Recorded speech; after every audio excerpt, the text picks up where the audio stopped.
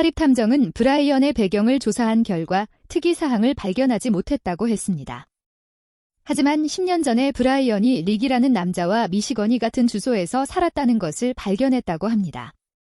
하지만 릭이라는 사람은 단순히 룸메이트, 친구 또는 친척일 수도 있다고 생각했다고 합니다.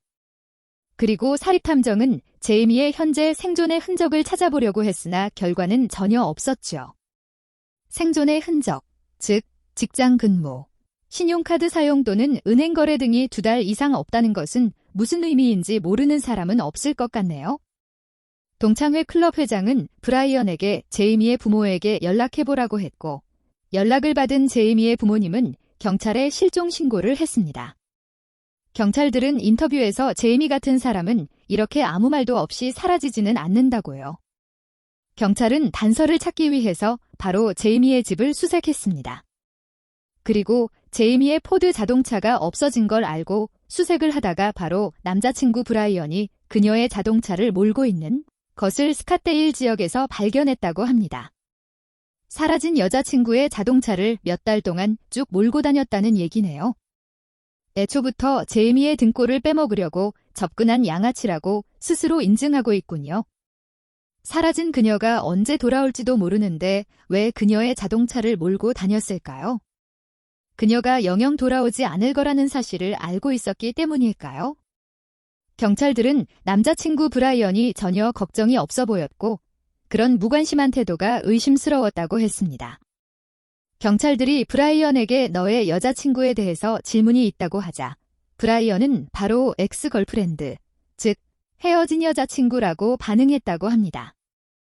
지금 사람이 없어졌는데 여자친구면 어떻고 헤어진 여자친구면 어떤지 그게 그렇게 중요한가 보네요. 하기야 여자 집에 빌붙어 살던 남자의 입에서 무슨 소리가 나와도 놀라울 건 없을 것 같네요.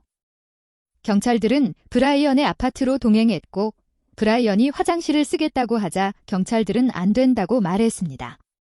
증거인멸의 우려가 있었기 때문이죠. 경찰은 유력한 용의자인 브라이언을 취조하기 시작했습니다. 그는 제이미는 콜로라도 덴버에 일을 구해서 그곳에 갔을 거라고 말했습니다.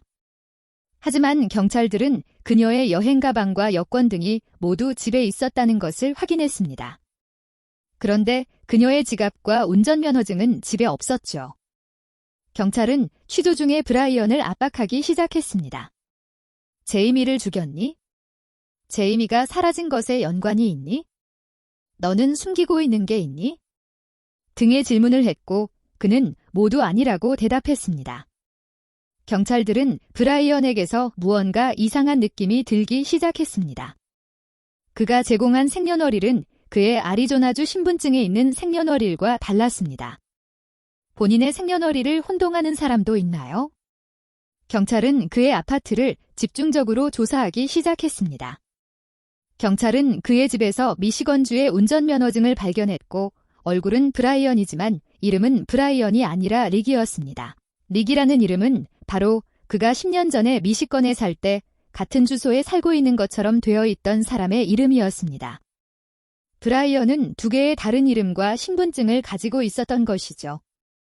경찰은 브라이언에게 너는 브라이언이 아니지? 라고 물었습니다. 브라이언은 사실 릭이었죠. 그러니까 릭은 10년 전에 브라이언이라는 가상의 인물을 만들어내서 본인의 집에 사는 것처럼 위장하고 그때부터 브라이언이라는 인물이 되기 위한 준비를 했었던 것이었죠. 그렇게 브라이언이라는 임차인으로서의 신분을 만들어서 신용을 쌓아나갔던 거죠. 그리고 그는 릭으로서의 미시건주 생활을 청산하고 아리조나주 피닉스로 이사를 와서 브라이언으로서의 생활을 시작합니다. 그는 브라이언이라는 이름으로 피닉스에서 신분증을 만들기 위해 출생증명서를 위조까지 했다고 합니다. TV 인터뷰에서 당신은 왜 자신의 이름을 버리고 가짜 이름 브라이언 행세를 했습니까? 라고 묻자 그는 그의 불행한 태생과 어린 시절 등의 스토리를 늘어놓으며 릭으로서 사는 자신에서 탈출하고 싶었다고 말하며 눈물까지 보였습니다. 그렇다면 왜 합법적으로 이름을 바꾸지 않았나요? 라고 TV 사회자가 질문을 하자 그는 합법적 절차는 너무 시간이 오래 걸린다고 들었기 때문이라고 변명을 늘어놓았죠. 글쎄요. 처음부터 사기나 한 번 치고 잘못되면 원래 이름으로 돌아와야겠다 뭐 그런 수작이었을 거라는 추측이 되네요. 더욱 가관인 것은 그의 엄마라는 사람이 인터뷰에서 그의 성장 환경을 들먹거리며 그의 행동을 이해한다며 두둔하기까지 합니다. 역시 유전자는 속일 수가 없는 것이죠. 한편 경찰은 릭의 과거를 조사한 결과 그는 3번의 이혼, 그리고 2명의 딸이 있었다고 합니다. 그녀의 전 부인은 그가 양육비를 전혀 부담하지 않았고 항상 거짓말을 했다고 합니다.